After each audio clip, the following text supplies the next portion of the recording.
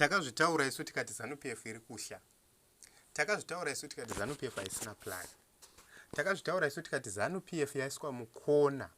These are the last days of ZANU-PF. Ike zvinezvi vomanya vana Kristu mutsvango vachichema. CCC hijacks ZANU-PF campaign platforms. How? Ndiani akambomagadzira maplatform iwawo? Ndiani akamanikidzira vanhu kupinda mumaplatform iwawo?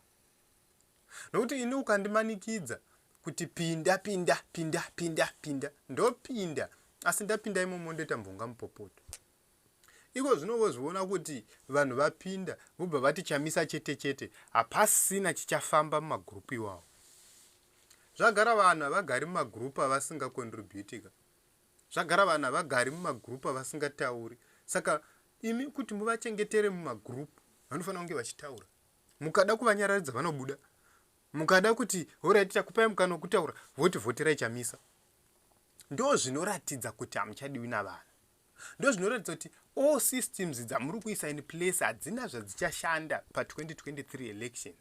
Vanhu vava kuda shanduko, vanhu vava kuda change. Izvi zvinofanira kukurudzira mwana weZimbabwe umwe neumwe ari kumisha ari kupi nokupi kuti varume ava havachina plan, varume ava vari kusha, matactics avo ose ari kushayiwa basa. Ini handichablame masabhuku ini. Nokuti ndinofungavo kuti naiwo masabhuku achadi. Ini handichablame madzisheni. Nokuti ndinofunga kuti iwo madzishevo hachadi. Ngatingoinda sabhuku navanhu vake, sabhuku ngosvika kuti pana Chamisa, sabhuku nevanhu vake pana Chamisa, sabhuku nevanhu vake pana Chamisa.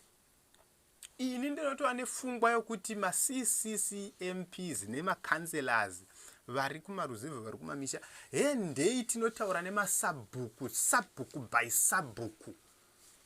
Titonovavudza kuti varume gwendo guno musaramba kuinda sabhuku navanhu vake, asi indai munovhotera pachanduko. Vudzai vanhu chokwadi kuti munhu ngaavhotere pashanduko.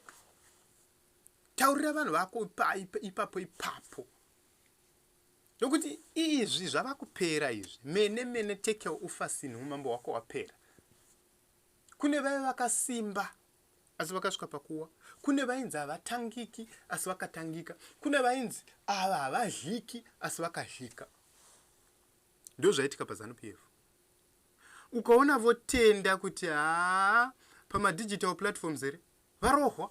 PaTwitter indai munoona marovekwa vari kuitiwa. Tavene varakashi vaya vanyaradziwa. Iye zvinezvi Al Jazeera yakauya vakakonwa kuidefend. Nokuti pane pamwe paunoona kuti ini ndichipuwa nzungu kudaiwo vachizharifa ndosaka vachitenga mazimota anodhura nhai. Ike zvino tikataura pamusoro pepararenya tikatoita setinotuka asi tichitaura chokwadi. Vanhu vari kuvoora nekenza muZimbabwe. Asi vaya vane vasvikako vachibva kumamisha ndo vanouya vachipupura vachiti veduwe vhoterai Chamisa zvinhu zvishanduke. Iyi nyaya tiri kutaura nezvayo hativengi. Ini pachangu handivengi ZANU-PF. Ini pachangu handivengi vakuru veZANU-PF. Chandovenga zviito zvavo. Kana vakangorega zviito izvozvo tava kutoti vakuru chigara yapa mukomana atungamire nyika. Saka muchaona kuti maitiro avo haana kunaka. Ndo atakavenga isu. Saka mhuri yeZimbabwe ngatiregei kuvhundusigwa navanhu ava. Tichiramba tichingovhundusigwa. Toziva vanouraya, toziva vanorova, toziva vanokuvadza, toziva imhondi vanoita zvose zvakasiyana. Vanovharira vamwe mutorongo. Asi havambotipedzi tose.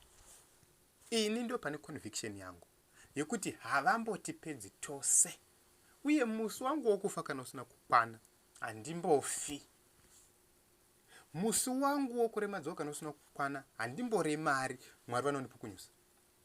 Ngativimbei naMwari pazvinhu zvose zvatinoita. Mwari ndo vanotipukunyusa. Tine mahistory ekupukunyuswa naMwari. Handei tinorejesta kuvhota. Handei tinotaurira vanhu chokwadi mumagrupu edu, mumafamily group. Tivavudze chokwadi kuti gwendo runo munhu pana Chamisa munhu ngaamire naChamisa.